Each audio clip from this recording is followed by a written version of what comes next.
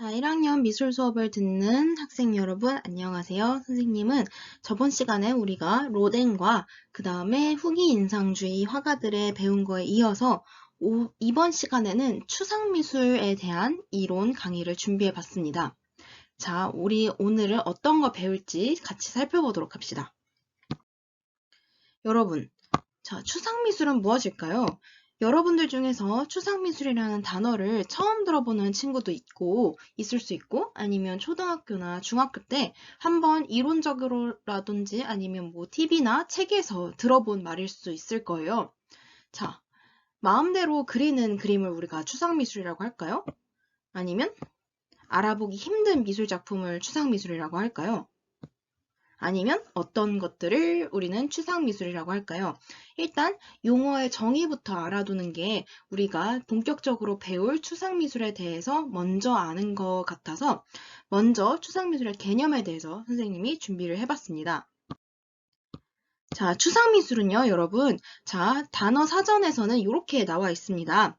구상미술의 반대로, 그러니까 구상미술과는 전혀 다른 뜻이라는 거죠. 그러니까 실제하는 형상이 없이 표현하는 미술이다 라고 합니다. 즉, 우리가 현실에서 볼 수 있는 자연물을 소재로 삼지 않고 그냥 어떤 거를 본따서 그린 게 아니라 정말 실제하는 형상이 없고 어떤 거를 뭔가 표현하는 걸지 모르겠는 그러한 미술 작품을 우리가 추상미술이라고 합니다. 자, 그러면 우리 추상미술을 어디서부터 이해해야 될까? 자, 조금 막막할 수도 있을 것 같아서 선생님이 목차를 한번 준비를 해봤어요. 여러분들은 미술 교과서 110페이지 짤막하게 나와 있는 부분을 같이 보면서 참고하면서 강의를 들으면 조금 더 이해가 편할 거예요. 자, 우선 추상미술이 언제부터 시작이 됐는지, 추상의 종류에는 어떤 것들이 있는지, 그리고 우리가 추상미술 하면 익히 들어본 유명한 화가들이죠. 몬드리안과 칸딘스키에 대해서 배워볼 거고요. 그 다음에 혹시나 처음 들어본 걸 수도 있어요. 그런데 그림은 익숙하게 많이 본 그림들일 거예요. 추상표현주의의 잭슨 폴록의 그림과 생면추상의 마크 로스코 그림을 한번 살펴보고 현대추상으로 넘어와서 이유원 작가를 한번 살펴보도록 할 것입니다. 자, 일단은 여러분 추상회화라고 등장하기 이전에 추상화의 개념을 누가 먼저 이렇게 조금 시작을 했는지 그 말의 화두를 누가 먼저 던졌는지부터 시작을 한번 해볼까 해요. 자, 모리스 드니라는 화가는 1890년에 이렇게 말을 했대요. 회화 작품이란 전쟁터의 말이나 나부이기 이전에 질서를 가진 색채로 덮어진 평면이다. 자, 이게 무슨 소리냐? 자, 여태까지 서양 미술사에서 회화에서는 전쟁터의 말과 같은 멋있는 그런 작품, 그런 소재로 그림을 그리고 있고, 우리가 많이 서양 미술사에서 봤었던 나부, 그러니까 벗은 여자의 육체를 많이 그렸는데, 그런 거 이전에 일단 회화라는 것 자체가 질서를 가진 색채로 덮여진 평면이다라고 했어요. 그러니까 결국에는 회화는 사진이나 이런 거랑 다르게 어쨌든 간에 색채로 뭔가를 표현을 하고 그 색채가 중시가 돼서 어떠한 질서나 형식을 담은 그런 평면이다라고 모리스 드니라는 아래의 그 작품을 그린 화가가 그렇게 언급을 합니다. 모리스 드니의 그림들은 이와 같이 뭔가 그때 당시의 사실적인 그림과는 대조되게 우리가 이때 시대에는 어떤 게 유행했었죠, 여러분? 맞아요. 인상파. 그리고 이러한 프랑스에서 인상주의가 태동하던 그 시절에 이런 식으로 그 인상파의 흐름과 조금 쫓아가면서 평면적인 회화를 많이 그렸습니다. 이 모리스 드니는 상징주의에 속하는 화가 중 한 명이라고 합니다. 자, 일단 상식으로 알아두세요.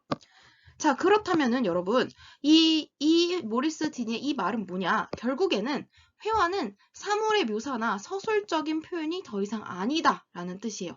그러니까 회화는 그 자체로서 존중을 받아야 되고 그 자체로서 어떠한 사물을 묘사하지 않아도 그 자체로서 의의가 있다라는 그러한 뜻을 나타낸다고 보면 되겠죠. 자, 그렇다면은 여러분 추상의 종류에는 크게 선생님이 두 가지가 나뉜다고 볼 수가 있는데요. 일단 조금 어려운 말들이 등장을 합니다, 여러분. 여러분들이 처음 들어본 말일 거예요. 한번 천천히 같이 살펴봅시다. 우선 요소주의, 러시아 구성주의, 신조형주의라는 거대한 이렇게 뭔가 차가운 한마디로 말해서 자 여기를 선생님이 쉽게 말해서 우리가 많이 들어온 차가운 추상이라고 해볼게요. 자 그런데 오른쪽에 있는 자유추상 칸딘스키가 대표적인 화가고요. 여기는 따뜻한 추상이라고 쉽게 그냥 알기 편하게 명칭을 붙여볼게요. 자, 이 차가운 수 추상의 대표적인 화가는 몬드리안이 있겠죠. 자, 혹시 모르는 친구들이 있어도 오늘 배울 거니까 걱정하지 마세요. 자, 우선 여기에서 나오는 이 어려운 용어들, 요소주의, 엘레멘터리즘, 절대주의라고도 하는데 이게 다 비슷비슷한 말이어서 같이 쓴 거예요. 자, 이 러시아 구성주의에서 시작된 이 차가운 추상, 그러니까 요소라는 게 뭐냐? 이 세상에 우리 왜 과학 시간에서도 그 원소 기호 같은 거 배우죠? 그런 것처럼 회화를 구성하는 가장 최소한의 요소로 회화를 구성해야 된다. 정말 필요한 딱 기본적인 요소만 갖춰야 된다라고 주장한 사람이 말레비치라는 사람이 있어요. 이 사람이 절대주의, 요소주의 이런 것들을 주장을 했는데 이러한 작품을 딱 남겨버려요. 1915년에 요소주의를 주장을 하면서 순수한 형태에 의한 화면 구성을 주장을 합니다. 그래서 아무것도 그려지지 않고 그냥 빈 캔버스에 검은색 사각형만을 그린 작품이에요. 그래서 이 말레비치의 검은 사각형, 요 그림 자체는 그 이전에 피카소의 입체주의의 영향을 받았어요. 그래서 피카소가 저렇게 사물을 이렇게 여러 각도에서 그렇게 분석을 하고 한 화면에 담아내는 걸 보고 그렇다면은 회화라는 거는 조금 더 작은 조금 더 적은 요소에 의해서 표현할 수 있지 않을까? 조금 더 기본이 되는 어떠한 측면이 있지 않을까? 여러분 우리 저번 시간에 배웠던 그 세잔 기억나죠? 세잔에서 가장 기본적인 절대적인 본질성을 추구하는 그런 움직임이 세잔의 입체주의, 그 다음에 세잔의 그런 사과 그림에서부터 피카소의 입체주의, 그리고 말레비치에 이어서까지도 그렇게 가장 기본적이고 절대적인 거를 추구하는 흐름으로 이어져요. 그리고 이 말레비치의 이러한 요소주의는 이후에 신조형주의라고 하는 화파에 속하는 몬드리안에게 영향을 끼칩니다. 또한 여러분 여기에 등장하는 엘 리시츠키라는 처음 들어본 요 화가는 요렇게 사람을 표현을 했는데 정말 우리가 기하학적인 수학적인 도형으로 만들어서 가장 기본적인 요소들로 구성을 했어요. 요런 게 바로 이 러시아 구성주의의 한 흐름이에요. 러시아 구성주의는 그러면 도대체 무슨 소리냐? 이건 그냥 상식적으로 알아두면 좋을 것 같아요, 여러분. 꼭 다 기억은 안 해도 이러한 흐름이 있어서 차가운 추상 계열의 화가들이 등장을 했구나. 이 정도로만 알면 될 것 같아요. 자, 러시아 구성주의는요, 여러분. 1917년에 러시아에서 사회주의 혁명이 일어나요.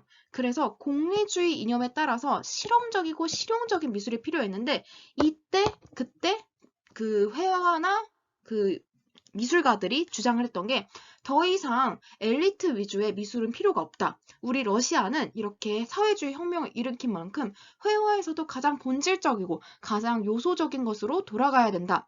이러한 것이 회화의 본질이다. 사람들한테 도움이 되고 실용적인 그런 엘리트와 반대되는 미술이다. 라고 하면서 외치면서 나왔던 움직임이 바로 러시아 구성주의라고 할 수 있습니다. 자, 그러면 반면에 자유추상의 칸딘스키를 이제 보기 전에 그 몬드리안의 그림이 여기 있죠. 대표적으로 여러분들이 많이 봤을 거예요. 명화로서 굉장히 유명하죠. 딱 뭔가 구획을 저고 황금빌의 비율을 사용하고 적청, 황흑, 백의 5가지 색깔과 그 다음에 정말 수직 수평선의 명확한 구조만을 사용한 그 그림이 바로 몬드리안이죠. 자, 그러면 이와 대비돼서 자유추상, 즉 우리가 흔히 말해서 따뜻한 추상이라고 하는 칸딘스키는 몬드리안이나 러시아 구성주의, 요소주의와 비교했을 때 상대적으로 조금 더 자유로운 분위기 속에서 추상 미술을 창조를 하게 됩니다. 보면은 뭔가 그림 안에서 리듬감도 느껴지고 그 다음에 자유로운 선들이 이렇게 많이 구성이 되어 있는 게 보이죠. 이렇게 크게 따뜻한 추상, 차가운 추상, 그리고 따뜻한 추상에는 자유추상, 칸딘스키, 차가운 추상에는 러시아 구성주의, 몬드리안, 신조형주의 이런 식으로 크게 두 부류로 나눌 수 있다라고 쉽게 이해하시면 되겠습니다. 자, 그러면 이제 차가운 추상의 대표격이기도 한 우리 몬드리안은 어떤 화가일까요? 여러분들 혹시 그 재작년에 정말 유행을 했던 한 획을 그었던 드라마인데 JTBS에서 나왔던 스카이캐슬이라는 그 드라마를 기억을 하나요? 선생님도 굉장히 재밌게 봤었던 드라마인데요.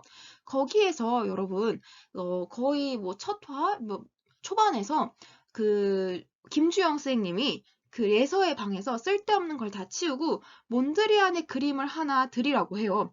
왜냐? 몬드리안의 그림이 사람의 집중력을 높이고 공부하는 데 도움을 준다고 하면서 예서의 방에 그림을 하나 딱 걸어 놓습니다. 그게 몬드리안의 다이아몬드 컴포지션이라고 하는 그림인데 실제로 선생님 이거 도움이 되는지는 모르겠지만 선생님의 노트북 배경 화면이 바로 몬드리안 그림으로 지금 설정이 되어 있습니다. 어쨌든 여러분 몬드리안은 일단 최종본은 요거예요. 자신이 최종적으로 정리하고 질서를 정립했던 화풍은 맨 오른쪽 아래 요 그림인데 여러분 몬드리안은요. 자, 요게 순서예요. 맨 처음에는 나무를 그렸어요. 그냥 우리가 평범하게 볼 수 있는 보통의 나무를 그리고 그것을 조금 더 단순화시켰어요. 자, 색을 뺐죠. 하늘색, 그 갈색 같은 그런 부차적인 색을 빼고 흑과 백으로 남겼어요. 그리고 세 번째로는 거기에서 더 부차적으로 포함됐던 줄기, 굵기 이런 것들을 다 삭제하고 곡선과 직선만 남겼어요. 자, 이거에도 모자라서 더 단순화시켜야겠다라고 해가지고 이제 네 번째 시리즈에서는 이제 수직선과 수평선만 남기게 됩니다. 자, 더 가서는 이것도 너무 복잡하다 싶은 거예요. 자, 개수를 대폭 줄여버렸죠. 그 다음에 마지막 이제 완성된 몬드리안의 화풍에서는 아까 선생님이 말했던 자, 잘 보세요. 3원색, 3무채색만 남겨버립니다. 여기서의 3원색은 적, 청, 황이요. 자, 적색, 청색, 황색, 그리고 3무채색. 무채색이라는 거는 여러분 흰색, 회색, 그 다음에 검정색. 흰색, 회색, 검정색. 요것만 남기고 자, 모든 것들을 다 버려요. 선도, 곡선은 없죠. 수직과 수평선만 남겨버려요. 그래서 수직선은 의지를 상징하고 수평선은 휴식을 상징한다고 합니다. 자, 차근차근 볼까요? 이 몬드리안은 화가는 네덜란드 화가고요. 신조형주의에 속해요. 데스틸이라는 화파 자체를 나중에 창조하기도 해요. 자, 이 몬드리안이라는 화가는 제1차 세계대전의 혼란기에서 기계적 질서를 창조하면서 세상의 무질서로부터 인간을 해방시키고자 했어요. 자, 뭔가 거창하죠. 그러니까 자신만의 진짜 절대적인 그런 규칙과 질서를 적용을 시켜서 나는 요렇게 이 3원색과 3무채색 수직 수평선의 요 질서만이 세상의 본질을 담아내고자 한다. 그렇게 생각을 했던 거예요. 여기 이것보다 더 본질적인 것은 없다라고 표현을 한 거죠. 그래서 자, 여기 이어서 봅시다. 화면에 재현적 요소를 점진적으로 감축하는 작업을 추구했다. 여기 앞에 보면 선생님이 설명한 대로 점차적으로 가장 기본이 되는 것만 남기고 부차적인 거는 다 생략을 한 그런 작품 그 과정이 보이죠. 그래서 모든 자연을 초월한 보편성의 조화를 추구를 했다. 그래서 뭔가 다른 부차적이고 구체적인 그런 다른 것들을 다 떠나고 가장 기본만이 남는 가장 절대적으로 가장 기초적인 것만을 남기는 그런 보편성의 조화를 추구를 했다라고 정리를 하면 되겠습니다. 자, 그래서 선생님이 몬드리안과 관련된 다른 재밌는 이미지들을 몇 개 가져와 봤어요. 자, 일단은 여러분 몬드리안의 작품을 조금 크게 확대해서 가져와 봤어요. 가장 대표적으로 우리가 몬드리안의 그림 하면은 딱 떠오르는 이미지 바로 이거죠. 가장 기본적인 색상, 기본적인 선만을 사용해서 자신의 작품을 모두 추구를 했던 여기에 이렇게 그냥 선을 긋는 것도 그냥 긋는 게 아니라 황금 비율의 그런 기초적인 비례와 조화의 원리에 따라서 화면을 나눈 거라고 할 수 있습니다. 자, 왼쪽에 보이는 화면은 여러분 몬드리안의 작품의 영향을 누가 봐도 받은 것 같죠? 자, 어떤 유명한 패션 디자이너가 이 몬드리안의 이브닝 드레스를 그 영감을 받아서 제작을 했는데 누군지 짐작이 가나요? 여러분, 명품 브랜드로서 굉장히 유명한 브랜드죠. 화장품 브랜드로도 있는 이 브랜드는 입생 로랑이에요. 입생 로랑이 자신의 적에 입생로랑 원래 패션 브랜드예요, 여러분. 옷을 먼저 주로 하는 명품 브랜드인데 이 입생로랑이 몬드리안의 작품에 영향을 받아서 만든 이브닝 드레스가 바로 여러분들이 보고 있는 왼쪽의 드레스입니다. 또한 선생님이 또 하나의 사진을 가져왔는데 이거는 여러분들이 보고 있는 이 사진은 몬드리안의 작업실을 재현해 둔 사진이라고 해요. 그래서 몬드리안은 자신의 작품뿐만이 아니라 자신의 생활 환경, 작업실, 생활 반경도 자신이 추구했던 절대적인 질서에 의해서 구성이 되도록 내부 인테리어도 이렇게 구성을 했다고 합니다. 보면은 철두철미한 질서 아래에 자신이 생각하는 기본적인 색채, 기본적인 직선 이외에는 다 생략한 게 눈에 보이죠. 그러면서 정말로 자신의 작업실도 한편의 작품같이 그렇게 생활을 했다라고 상식적으로 알아두면 좋겠습니다. 자, 그 다음에 우리가 세 번째로 볼 화가는 여러분 칸딘스키라고 하는 우리 따뜻한 추상이었죠. 아까 목차에서 봤었던 것처럼 따뜻한 추상의 대표격인 칸딘스키의 그림을 한번 보도록 합시다. 자, 칸딘스키의 그림은 자, 요렇게 정말 뭔가 진짜 음악 시간에 우리가 어떠한 교향곡 한 곡을 그림으로 표현한 듯한 그렇게 작품에서 리듬감과 율동이 가득하게 느껴져요.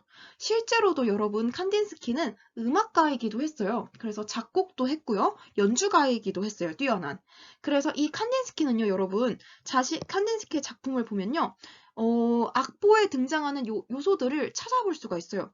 요런 거 보면은 뭔가 악보에 등장하는 기호 같기도 하고 뭔가 이런 뭐 높은 음자리표 같기도 하고 그런 음악에 등장하는 기호들, 오선 요런 것들이 눈에 보이지 않나요?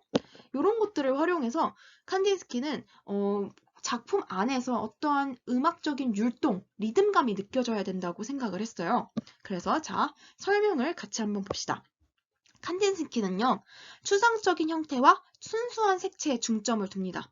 그래서 추상적인 형태인데도 뭔가 몬드리안과는 대비되게 곡선적인 형태를 많이 쓰죠. 그리고 따뜻한 계열의 색감을 많이 써요. 그래서 상대적으로 몬드리안이 차갑다고 느껴지면 칸딘스키의 그림은 굉장히 따뜻하고 율동적이다라고 느껴질 수가 있는 거예요.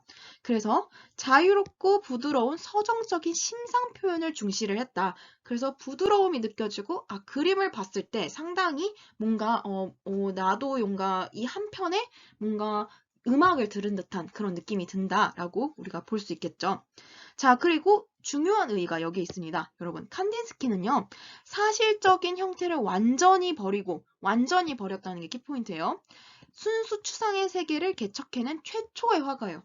그러니까 그 전에 추상적으로 그렸던 화가들은 많이 있지만 최초로 1910년에 최초로 추상 수채화를 제작을 하고 어떠한 것을 묘사하고 뭔가 닮게 그려서 단순화한 그런 추상이 아니라 뭔가를 닮지 않고 진짜 화가가 창조해낸 순수한 추상 그 자체를 표현한 화가, 최초의 화가라고 볼 수가 있습니다.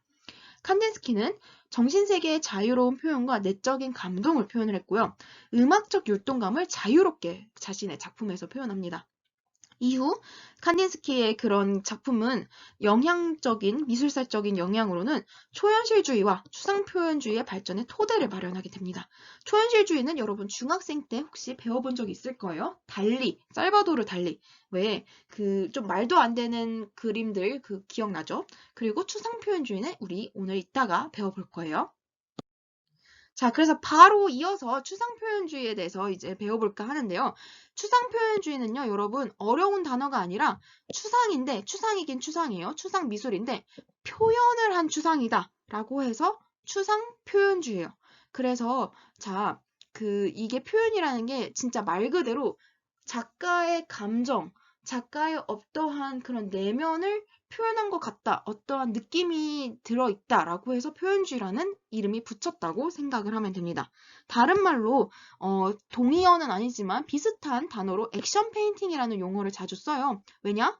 여기 이 추상표현주의의 대표격인 화가가 잭슨 폴록이라는 화가인데 여기다 써볼게요. 잭슨 폴록.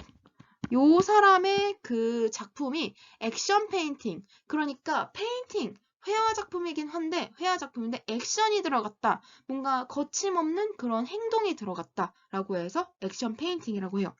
자, 그러면 이런 추상 표현주의는 뭐냐? 도대체 무슨 어려운 단어나? 자, 추상 표현주의는요, 여러분, 1940년대 후반에서 1950년대에 등장을 합니다. 지금이 2020년이니까 60년, 70년 전이죠. 그렇게 상당히 오래된 회화사가 아니에요. 비교적 현대적이죠.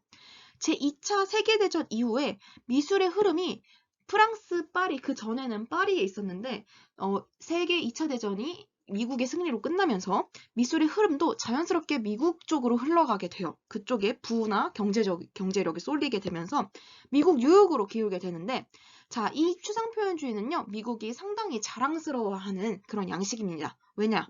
미국 최초의 독창적인 국제 추상 양식이기 때문이에요.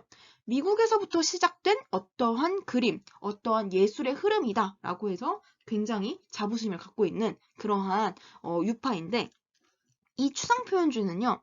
그린다는 행위 자체, 그러니까 내가 어떤 거를 행위를 한다라는 그것 자체와 내가 어떤 거를 하는 그 과정, 시간의 흐름, 요것을 중시하게 되는 미술의 시작을 열었다고 봅니다. 그래서 여기에서 이 작가는 무의식적이고 즉흥적인 표현성을 강조를 합니다. 그래서 대표적인 잭슨 폴록의 작품인데 자, 여기 지금 여러분들이 보고 있는 화면은 자, 미국의 박물관, 미술관에 소장되어 있는 그림인데요. 지금 선생님이 잠깐 기억이 안 나는데 이따 기억나면 다시 얘기를 해줄게요. 일단 가을의 리듬 넘버 30이라는 작품 제목의 잭슨 폴록의 작품이고요. 1950년에 제작이 됐다고 하고 그 다음에 2m 67 가로가 세로가 5m 26 그러니까 정말 크기가 어마어마하겠죠 여러분. 2m 67이면 사람 키보다도 훨씬 긴 거잖아요. 가로 길이가. 그리고 세로 길이가 5m면은 사람을 2명 세워놓고도 더 큰 그렇게 굉장한 거대한 크기의 그림이죠. 캔버스에 에나멜 물감을 사용해서 작품이 제작됐다고 합니다. 자, 이 그림을 확대 컷을 선생님이 인터넷에서 가져와 봤습니다. 이렇게 뭔가 마구마구 흩뿌린 듯한 이 그림은 이 클로즈업 사진을 보면 더 뭔가 회화적이고 더 느낌이 정말 진하게 와요. 요렇게 물감을 흩뿌린 듯한 진짜 그 작가의 궤적 자체가 눈에 보이는 듯한 이러한 그림의 한 부분을 볼 수 있고요. 요것도 보면 자 진짜 물감이 이렇게 지나가서 방울방울 치는 그 방울들과 이 궤적 물감들이 이렇게 흩뿌린 이 자국들이 그대로 보이죠. 그러니까 그린다는 정말 그 행위 자체랑 과정을 중시하게 되는 미술이 시작됐다라고 볼 수가 있는 거겠죠. 그리고 보면은 이렇게 한 부분을 또 확대한 겁니다. 그래서 이 부분만 잘라놓고 봐도 정말로 느낌이 살아있죠. 이러한 그림을 그린 작가가 바로 추상표현주의의 잭슨 폴록이라는 화가입니다. 자, 또 다른 그림은 선생님이 일부러 굉장히 크게 그 화면을 채워서 지금 가져와 봤는데요. 자, 조금 더 잘 볼 수 있게 지워볼게요. 자, 요 작품 같은 경우에는 하얀 빛이라는 작품이고요. 1954년에 잭슨 폴록이 제작을 했고 122cm에 97cm로 그렇게 큰 작품은 아니에요. 캔버스의 유화와 에나멜로 제작이 됐는데 이런 걸 보면은 굉장히 여러 가지 색상의 물감을 정말 흩뿌렸죠. 잭슨 폴록은요, 여러분, 이 그림을 제작을 할 때 거의 캔버스 위를 이렇게 걸어 다녔다고 해요. 걸어 다니면서 페인트 통에 뽕뽕뽕 구멍을 뚫어서 그것을 이렇게 흔들면서 물감을 마구마구 흩뿌렸어요. 아니면 긴 작대기를 사용해서 그 작대기에다가 물감을 묻혀서 촥촥 흩뿌린다던가 그러한 행위적인 그런 예술을 한 사람이 잭슨 폴록 그리고 추상표현주의라고 할 수 있겠습니다. 자, 그래서 우리가 추상 표현주의까지 살펴봤는데요. 이제 생면 추상에 대해서 우리 한번 배워볼까 합니다. 자, 생면 추상은요, 말 그대로 여러분, 색 자체를 중시한 추상이에요. 다른 말로 생면회화라고도 해요. 이 생면회화와 생면 추상의 가장 대표격이 되는 사람은 이 추상 표현주의 흐름을 이어가는 마크 로스코라는 화가예요. 왜 선생님이 여기다가 글씨를 안 썼는지 모르겠네요. 자, 마크 로스코. 로스코라는 화가인데 요 작가도 요 작품도 최근에 유행하는 드라마인데 여러분들은 혹시나 봤을 수도 있어요. 부부의 세계라는 드라마에서 초반에 이 그림이 그 지선우라는 그 여자 의사 집에 나와요. 그래서 그 인물 간의 갈등을 암시하는 그런 작품의 복선으로도 나왔다고 선생님이 들었거든요. 어찌됐든 간에. 자, 마크 로스코라는 사람의 생면 추상 그림인데요. 자, 이 생면회의 특징을 같이 한번 먼저 살펴봅시다. 자, 마크 로스코의 그러한 생면 추상은요. 커다란 순수 생면으로 구성을 합니다. 화면에 다른 것들이 다 생략이 되고 이제는 색만이 남은 거예요. 그래서 커다란 굉장히 마크 로스코의 작품은 굉장히 크기가 커요. 그래서 나를 압도하는 어떤 색채들로만 구성이 되어 있고요. 마띠에르, 다른 말로 질감 이런 것들을 다 배제하고 그냥 순수한 색으로만 눈앞에 다가올 수 있도록 균질한 화면의 서정적인 색감에 초점을 맞춘 거대한 평면의 추상 양식입니다. 주로 현대 재료라고 할 수 있는 아크릴 물감을 사용해요. 여러분, 아크릴 물감 사용해 본 적 있나요? 아크릴 물감 자체는 수성, 그러니까 수채화의 효과도 낼 수 있고 꾸덕꾸덕하게 쓰면 유화의 효과도 낼 수 있는 수채화와 유화의 효과를 둘 다 가지고 있는 물감을 우리가 아크릴 물감이라고도 해요. 그래서 이 아크릴 물감을 주로 사용해서 묽은 물감을 투명하게 물들이듯 반복적으로 붓질을 해서 색의 미묘한 변화와 윤곽의 모호함을 유도를 했다. 그래서 선생님은 한 번도 아직 미국에 직접 가서 이 그림을 본 적이 없는데 선생님의 소원 중 하나인 게 마크 로스코의 그림을 한번 꼭 직접 눈으로 직접 보고 싶어요. 왜냐면 마크 로스코의 작품을 본 관람객들이 그렇게들 관람객 전시장에 갔을 때 운다고 해요. 그렇게 감동을 받아서. 그래서 한번 이렇게 화면이나 책이나 도판으로 보는 게 아니라 직접적으로 눈앞에서 한번 보고 싶네요. 자, 그래서 자, 정리를 하자면 색 자체의 순수성과 관람자와의 순수 교감 그 자체를 중시했다고 볼 수가 있겠습니다. 자, 그러면 그림을 한번 차근차근 봅시다. 자, 마크 로스코의 지금 위에 있는 그림은 넘버 13번, 그래서 13번째 뭐 이런 그림이겠죠. 황색 위에 백색, 적색이라는 부제를 갖고 있는 그런 작품인데요. 1959년에 제작을 했고 242.3cm에 206.7, 그러니까 가로 세로가 모두 2m가 넘는 거대한 크기의 작품입니다. 캔버스에 유체 아크릴 물감, 분말 안료로 제작이 됐고요. 오른쪽 그림도 거의 마찬가지겠죠. 자, 선생님은 이 마크 로스코의 또 다른 시리즈 중에 하나인 성당, 그러니까 채플 시리즈를 한번 여러분들한테 보여주고 싶어요. 자, 요 작품에 한번 볼까요, 여러분? 마크 로스코는요, 여러분, 자신의 작품이 정말 종교적인 어떤 감흥, 어떠한 감정을 불러일으키길 바랬어요. 그래서 자신의 전시장 자체를 하나의 성당이나 교회와 같은 그러한 공간으로 구성을 해요. 그래서 여기 보면 그냥 전시장이 아니라 이렇게 3단 구성을 해놨죠. 천장도 진짜 어떠한 교회에서 예배하는 듯한 그러한 건축물로 구성을 해놓고요. 여기에 지금 걸려져 있는 세 작품이 마크 로스코의 채플 성당 시리즈예요. 그래서 정말 마치 교회에서 예배를 드리거나 기도를 하는 것과 같이 그 사람들은 여기에 앉아서 자유롭게 명상을 하거나 그림을 감상하거나 자유롭게 시간을 보냅니다. 마치 이런 것처럼요. 그래서 위로는 자연적인 채광이 들어오고 아래로는 이렇게 사람들이 자유롭게 서서도 보고 앉아서도 보고 또 기도도 하고 이러면서 그 색채가 주는 그 자체로서의 경험을 할 수 있게 그 자체로서 전시장을 구성한 사람이 바로 마크 로스코 생면추상의 화가입니다. 자, 이제 마지막이에요, 여러분. 자, 오늘의 거의 끝났는데, 현대 추상의 대표적인 화가 중 한 명인 우리나라 화가를 선생님이 한번 가져왔어요. 자, 지금도 살아계시는 화가인데요. 이호환 작가를 가져왔습니다. 이호환 작가는 굉장히 작품을 여러분들이 인터넷이나 다른 데에서 쉽게 한 번쯤은 본 적이 있을 거예요. 그래서 예를 들어서 그런 말로 많이 논란까지는 아니고 그런 말을 들어봤을 거예요. 예를 들어서 뭐, 점 하나 찍었는데 뭐 12억, 선 하나 그었는데 뭐 10억. 이런 식으로, 아, 저건 나도 할 수 있겠다. 이런 식으로 뭐 평을 듣는다는데, 굉장히 그 작가로서는 억울한 그런 평가입니다, 여러분. 일단 이호환 작가는 누군가 자, 대한민국의 미술가, 화가이자 조각가고요. 일본 미술운동인 모노파의 창시자예요. 한국 사람인데 일본으로 유학을 가서 거기에서 하나의 화풍을 만들어 버렸어요. 모노파라고 하는 모노가 일본어로 사물이라는 뜻인데 사물 자체, 어떠한 관계 자체를 중시하는 그런 동양적인 미니멀리즘 사상을 가진 그런 화풍을 창시를 합니다. 그리고 동양 사상으로 동양적인 어떤 철학적인 그런 개념으로 미니멀리즘의 한계를 극복했다는 평을 듣는 그런 작가이고요.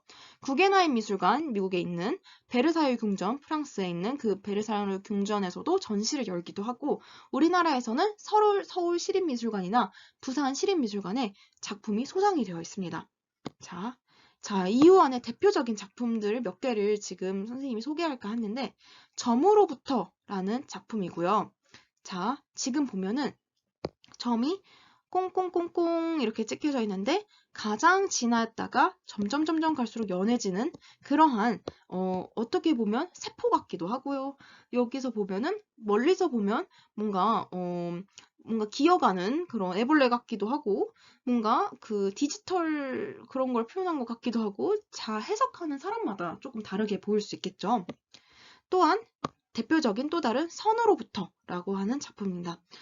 뭔가 진짜 붓으로 물감을 탁 찍어서 아래로 쭉 이렇게 밀어낸 듯한 그러한 느낌이 선생님은 이호환의 요 느낌을 굉장히 좋아해요, 개인적으로. 진짜 이호환만이 낼 수 있는 가장 정말 미니멀리즘적이고 단순하면서도 질리지 않는 그런 스타일이라고 선생님은 생각을 합니다. 또한 관계항이라는 이러한 입체 전시 작품도 제작을 합니다. 자, 이 작품은요, 간단하게 설명을 하자면 여러분, 만들어진 것과 만들어지지 않은 것을 대표하는 거라고 합니다. 철판은 인공적으로 만들어진 거죠. 돌은 만들어지지 않은 자연적인 거죠. 그런데 이 철판 자체는 돌에서 추출한 성분을 뽑아내서 만든 것이다. 그래서 두 가지는 닮았지만 전혀 다른 성질을 가진 두 소재다. 그래서 둘은 관계하지만 관계하지 않는다. 이런 식으로 뭔가 사람들한테 생각을 하게 하는 그런 작품을 많이 제작한 사람이 이호환이라고 할 수 있겠습니다. 꼭 한번 시립미술관에 가서 이호환의 작품을 한번 보는 것도 나쁘지 않은 기회라고 생각해요. 또 다른 이호환의 점 시리즈를 조금 보여줄게요. 선생님은 이 그림을 처음 봤을 때 뭔가 쓰레기통인가? 아니면 붓자국 같기도 한데 굉장히 단순하면서도 참 많은 걸 표현한다 라고 생각을 했어요. 이것도 마찬가지죠. 이호환 작품들은 여러분 한 번에 끝나는 게 아니라 이 작품을 제작하기 위해서 특수한 캔버스를 제작하고 그 밑바탕으로 뭐 5, 6번을 미치를 하고 그 다음에 물감도 직접 제작을 하고 한 번 칠하는 것도 여러 번의 그런 시도를 끝에 제작을 한다고 합니다. 참고로 알아두세요. 자, 그래서 여러분 우리 이번 시간에는 조금 빠르게 추상미술에 대해서 살펴봤는데 아직도 조금 아리까리하고 조금 추상미술이 뭔가 추상미술은 어떤 특징인가 조금 긴가민가 하는 학생들도 있을 거예요. 그렇지만 이번 시간을 통해서 추상미술이 어떤 미술이고 어떤 화가들이 있고 어떤 대표적인 작품이 있구나라고 상식적으로라도 알아가셨으면 좋겠습니다. 그럼 오늘도 강의 듣느라 수고 많으셨고요. 다음 주 더 재미있는 강의로 찾아보도록 하겠습니다. 수고하셨습니다.